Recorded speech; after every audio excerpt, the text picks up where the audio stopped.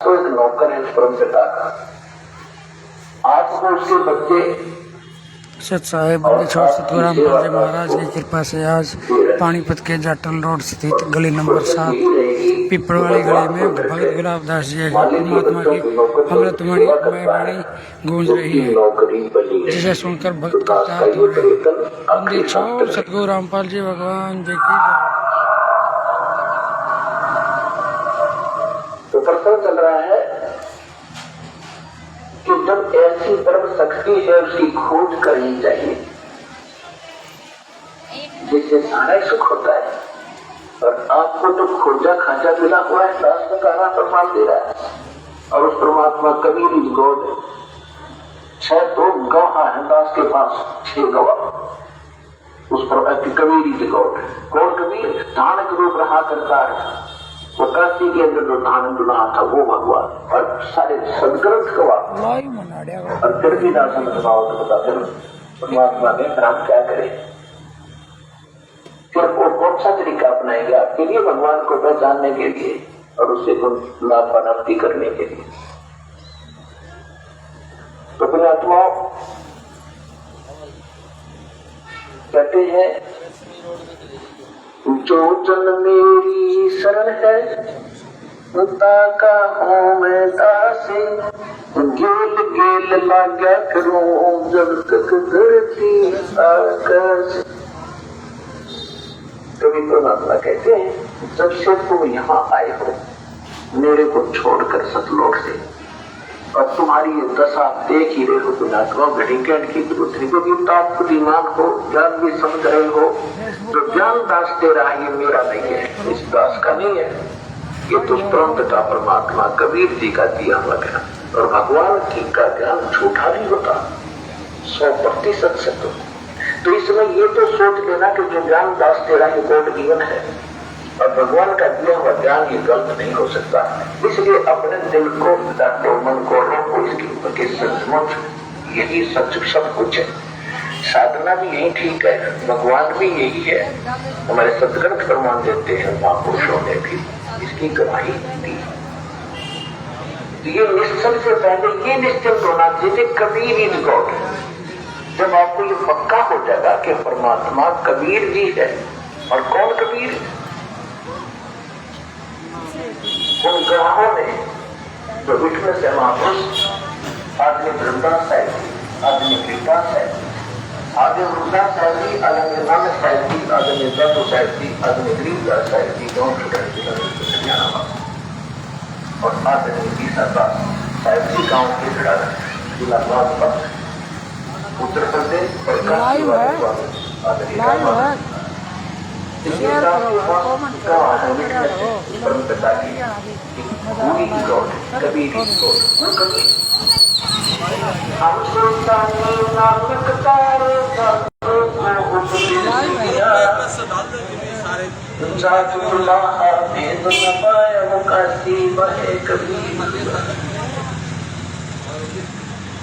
हम संतान नानक तारे। गीता साहब जी कहते हैं कि हम सभी इंक्लूडिंग मी, अब्राहिम सुल्तान अदम मतलब बुखारी के राजा, मुसलमान और साधु जी और नानक जी, हम सबको पार किया। इसमें वो जाति जुला भेद नहीं पाया, वो काशी माहे कबीर हुआ। अनंत कोट ब्रह्मंडे का एक रति नहीं हारे, सतगुरु पुरुष कबीर है कुल के सिरजनहार। जो जन मेरी शरण है ताका हूँ मैं दासी, गेल गेल लाग्या फिरो जब तक धरती आकाश। जो बच्चा गौ की नजर में यो साई को समझे, भक्तों के पीछे करे वो भक्तों छल भगवंत। हमारे भगवान कौन है? आज तक हमने वो परमात्मा भगत वत्सल भगवान ही नहीं मिला था। हम भगत वत्सल मान रहे थे श्री कृष्ण जी को, श्री विष्णु जी को, श्री रामचंद्र जी को। ये इनके पुजारियों के भगत वत्सल थे, लेकिन इनकी शक्ति कितनी थी? ये कितना लाभ अपने भगत को दे सके थे, ये आपको पता है। तुम कौन राम का जपते जापम, तद कटे न ये तीनों तापम। तुम किस भगवान का आसरा लिए बैठे हो, ये तुम्हारे 3 ताप भी नहीं कट सकते। 3 ताप के अंदर किसी देव, किसी ऋषि, संत का श्राप दे देना, ये 3 ताप नाता है। किसी ने कोई प्रेत बाधा कर देना, किसी के ऊपर कोई जंतर मंत्र करके प्रेत बाधा कर देना, ये 3 ताप के अंदर आते हैं। और भी अन्य बहुत सी ऐसी 3 ताप के अंदर हैं, जैसे आध्यात्मिक, दैविक, आध्यात्मिक, इस प्रकार की 3 प्रकार के ताप हैं। दैहिक, तो इन सभी तापों का नाश भी परमात्मा कर सकता है। हर तरह के किसी भी प्रकार का कष्ट आध्यात्मिक मार्ग से संभव हो सकता है। लेकिन अब परमात्मा ने ये मार्ग ऐसे समय में शुरू किया है कि हमारे कर्म इतने बिगड़ गए कि उस स्थिति में आने के लिए कि हमारे ऊपर आध्यात्मिक सारी क्रिया तुरंत असर करे, उसमें बहुत टाइम लगेगा। हम इतने भक्तिहीन हो गए। इसलिए मालिक ने आपको वर्तमान में विज्ञान ऐसी दे दी आप ही को कि आपके छोटी मोटी कोई कष्ट शरीर में है तो उसके साथ थोड़ी बहुत भौतिक से उसका ट्रीटमेंट करें बॉडी का। तो उसके लिए बढ़िया, आजकल जैसे पहले हमने देखा, हम छोटे छोटे थे, हमारे दादा जी देखे, सिर में दर्द हो जाता, कपड़ा बांध कर और 3 दिन दुखी रहते, ना काम कर पाते। ये छोटी सी टेबलेट ले ली, खा कर टेबलेट 10 मिनट में ठीक तक ऊपर कोई कष्ट नहीं। और उसमें ऐसा सिर में दर्द हो जाए, उसका ट्रीटमेंट ना हो तो भक्ति तो होगा कोई ना, और दर्द तो याद रहेगा। तो मालिक ने आपके लिए ये सब व्यवस्थाएं करती है। थोड़ा बहुत अपने इस भौतिकवाद का भी सहारा लेना तो मालिक ने दे रखा है। फिर कुछ दिनों के बाद क्या होगा, आपको दूसरी आवश्यकता नहीं पड़ेगी, तो आध्यात्मिक क्रियाएं तुरंत काम करने लग जाएंगी जब आपकी भक्ति धर्म कर्म उभर जाएंगे। तो पहले ये थे नहीं, ये वैद की बात में प्रारंभ हुए सतयुग में, तो कोई ऐसा था कि भक्ति से ये झाड़े बूढ़े लाए तकरीबन बात सेट थी। लेकिन उस झाड़े लानी भी नकली, हलवानी भी नकली, सारे फेल होते जा रहे। तो वो झाड़े अलग चीज, हमने नहीं लगवाना झाड़ा, क्योंकि झाड़ा लगाने वाला अपनी भक्ति खत्म करता है, हलवाने वाला उसका ऋणी हो रहा है।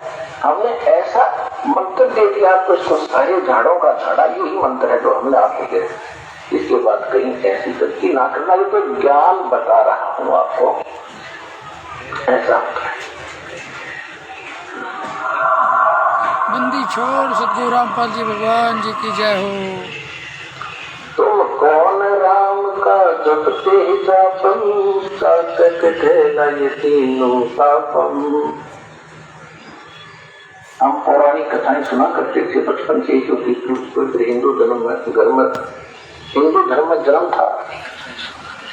हमारे धर्म गुरुओं ने जो भी हमारे तक ज्ञान फीड कर रखा था वो बहुत बोलबाला था, जन जन की जुबान पर था।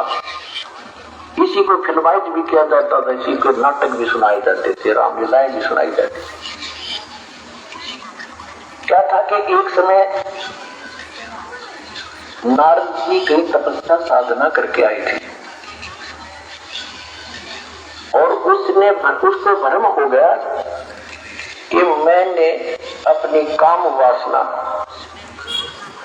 अपनी विषय वासना पर काबू पा लिया। और जंगल में बैठा था, मूड बांड बुलवा के, और वहां घास फूस फल आहार करके शांत भाव से रह रहा था। साधना करके 1, 2, 4, 10 वर्ष अपने पिता ब्रह्मा जी के पास आए नारद जी, और ब्रह्मा जी ने कहा, बेटा साधना करे, कहा तुम ब्राह्मण से ब्राह्मण का काम भक्ति करना था, वो तो बेटा खूब सफलता मिलगी होगी, कहा की सफलता मिलगी।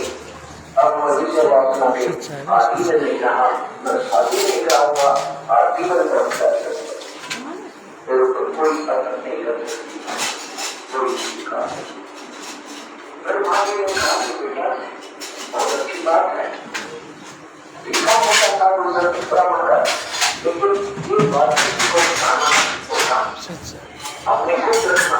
ये है भगत गुलाबदास जी का घर, जिनके यहाँ परमात्मा जी के अंतर अमृतवाणी का सत्संग हो रहा है।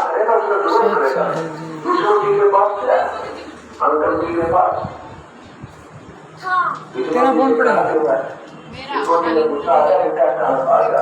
शेयर कर फेसबुक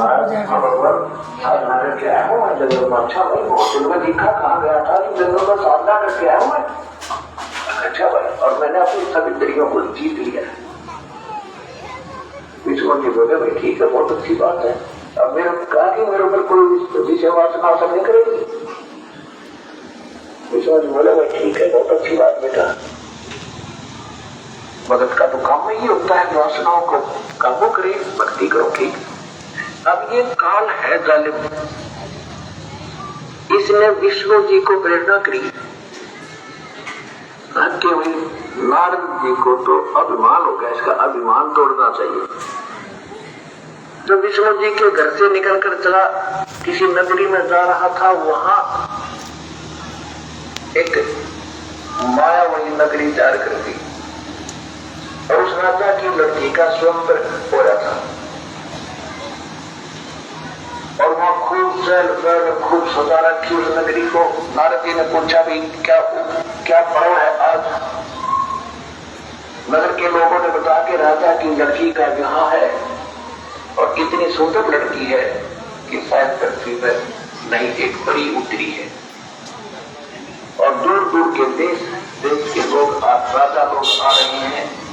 आज स्वयंवर है, वो स्वयं वर पड़ेगी, अपने मनपसंद पति चुनेगी, लाइन में सब बैठ जाएंगे तो जिसको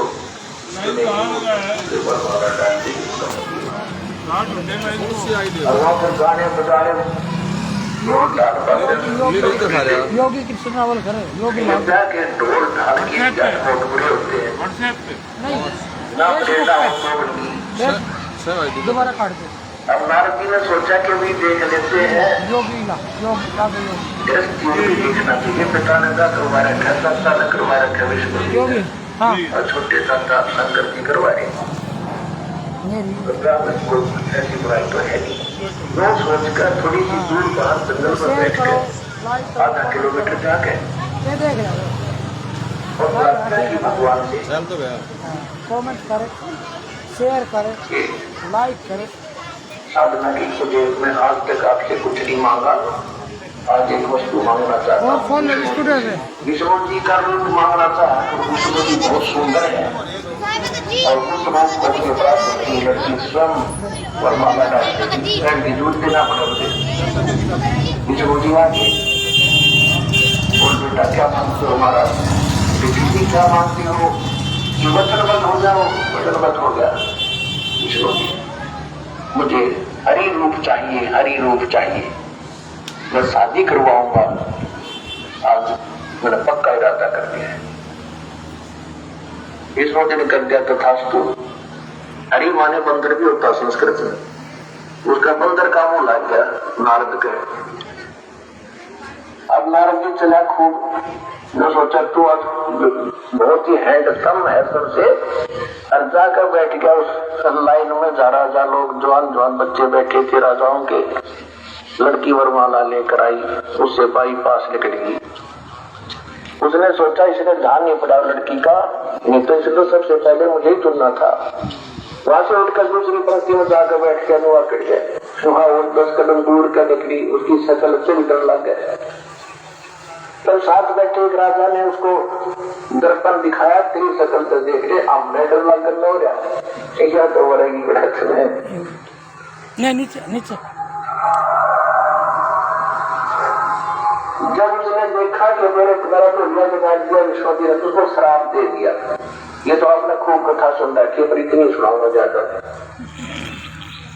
श्राप दे दिया कि एक पूरा जीवन, तो विष्णु जी को श्राप दे दिया कि एक पूरा जीवन, जैसे मैं अपने आज पत्नी के योग में दुखी हूँ, इस तरह तो सारा जीवन इसी योग में बिताएगा और तेरी मदद मेरे कैसे मुंह वाले करेंगे बंदर ही। कहने का भाव ये है कि तुलसीदास सिर्फ इतना बताएगा ज्यादा, क्योंकि सत्संग ये तो एक रामायण है और अब हम सुनाएंगे सत्संग, इससे निष्कर्ष निकालते हैं। तो आपको मालूम है कि श्री रामचंद्र जी रूप में विष्णु जी का जन्म हुआ, राजा दशरथ जी का जन्म हुआ, सीता का अपहरण हुआ और जो भी श्राप था उसने पूरा किया। सारा जीवन दुखी रहा, घर से राम के साथ युद्ध करके करोड़ों सत साहिब भाई शेर सिंह योगी जी, सत साहिब जी। और 6 महीने के 1 साल के बाद उसको बाहर निकाल दिया किसी के कहने मात्र से। आखिरी सांस तक वो अपनी पत्नी का मुंह नहीं देख सका। उसके बाद अंत में मालूम है श्री रामचंद्र जी का सरयू नदी में कैसे अंत हुआ। उसके बाद उसी दौरान उसने बाली मारा था सुग्रीव का भाई, एक वृक्ष की ओट लेकर श्री रामचंद्र जी ने, और उसका भी tit for tat Shri Krishna ji के रूप में देना पड़ा। वो बाली वाली आत्मा को शिकारी बना और श्री कृष्ण जी के पैर में तीर मार के उसका वध किया। ऐसे ही वृक्ष की ओट में धोखा लगा। तो कहने का भाव ये है कि तुम कौन राम का जब से जाता और ताते कटे नहीं तीन होता।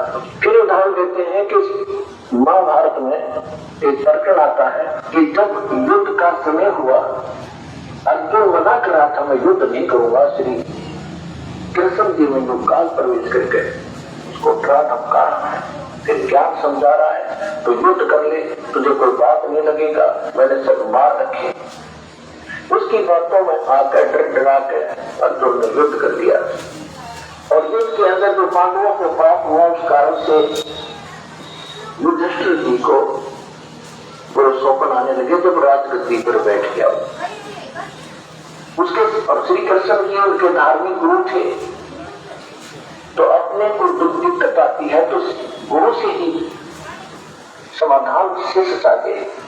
तो पांडवों के धार्मिक गुरु, यादवों के धार्मिक गुरु श्री कृष्ण जी थे। श्री कृष्ण जी से जब पूछा कि ये क्या कारण है और क्यों ऐसा हो रहा है, भाई को बहुत बड़े शोभन आ रहे हैं, खाना नहीं खा रहा है, आंखें फटी फटी सी रहती है, न बोलता है, सहमा सहमा सा रहता है, जैसे कोई मेंटल हो गया।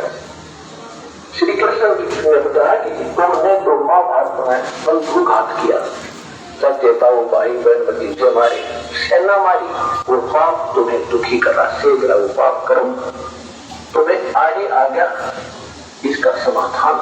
तो उस समय अर्जुन को महसूस तो हुआ कि युद्ध के समय जब मैं मना करूं था युद्ध करने से, कृष्ण कह रहा था तो क्यों नहीं करता, तू तो शूरवीर है, क्यों अपने लक्षण को भूल गया है, ये है वो, और मैंने सबको मार रखा, तुझे पाप नहीं लगेगा। आज ये पाप कहां से आ गया? तो अर्जुन बोला नहीं, इसलिए नहीं बोला कि यदि मैं टोक दूंगा, अभी मैं आज प्रश्न कर देता हूं कि आप पहले तो कह रहे थे तुम्हें पाप नहीं लगेगा, और आज ये पाप कैसे लगे? क्योंकि श्री कृष्ण जी ने उसका समाधान बता दिया था कि पूरी पृथ्वी के जितने भी साधु संत और भक्त और जनता है, यानी साधु संत है, उनको आमंत्रित करो, एक अवसर में एक युद्ध का अनुष्ठान करो, यज्ञ धार्मिक है। उसमें ऊपर आकाश में जो स्वर्ग लोक के देवताओं को भी निमंत्रण दो, और उसमें एक शंख रखा जाएगा, शंख जो मंदिरों में हो जाते हैं, आपने देखे होंगे, इस तरह का 5 मुख का एक शंख रखा जाएगा, और उसमें जो यज्ञ शुरू होगी सभी 29 करोड़ देवता, 88 करोड़ ब्राह्मण और 56 करोड़ यादव, 9 लाख 83, ये सभी वहां पहुंचेंगे। और जिस समय ये सब खाना खा लेंगे महापुरुष, उसके बाद में 5 मुख का संघ था, पंचायत 5 मुख थे उसके। आपने एक मुख का देखा होगा कि 2 मुख के सामने नहीं देखे, तो 5 मुख का था, उसके 5 मुख थे, और उसको कहीं अलग रख दिया जाएगा शेड्यूल पर दूर। जब सभी खाना खा लेंगे उस यज्ञ में, वो शंख अपने आप बजेगा। शंख बज गया तो तुम्हारी यज्ञ संपूर्ण होगी, और शंख नहीं बजा तो यज्ञ संपूर्ण होगी नहीं, तुम्हारा संकट नहीं कटेगा। और दूर दूर तक सबको बुला के लाना, तो साधु संत रह नहीं जाए, बच्ची पर और ना जाने किस में कौन सी करामात हो। इस सोच में सबको आमंत्रित कर दिया, निर्धारित समय पर फिक्स कर दिया। अब अर्जुन ने सोचा था कि युद्धि में हम प्रश्न कर दूंगा कि आप जब तो कह रहे थे तुम्हें कोई पाप नहीं लगेगा, राज्य पाप कहां से आ गया। तो मेरा भाई, क्योंकि इसमें अरबों रुपये खर्च हो रहे थे, इतनी जनता जिम्मेगी, और मेरा भाई इतना नेक है, इतना सेंसिटिव है, यदि इसको ये आभास भी होगा कि खर्चा लगने जा रहा है मेरे ट्रीटमेंट पे, और भाई इसलिए ये बात विवाद कर रहा है, ये चाहता नहीं मेरे को सुखी देखना, कहीं इसको ये भाव होगा कि मेरा कोई जीवन नहीं रहेगा। इस करके अर्जुन चुप रहा, छाती पे मुक्का मारा, सब्र क्या बताया है और कहा तो आपको अब कहने का भाव ये है मन मगन भाई। निर्धारित समय जो रखा गया था उसको 33 करोड़ देवता, 88,000 ऋषि, 12 करोड़ ब्राह्मण, 9 लाख 84 इंक्लूडिंग ब्रह्मा विष्णु महेश उपलब्ध थे। विष्णु तो दर्शन था ही, ब्रह्मा विष्णु हो रहा है, ब्रह्मा शिव हो रहा है, बृहस्पति है, और 33 करोड़ देवता। उसी समय परमेश्वर कबीर जी सत साहेब जी आज इतना ही। चारों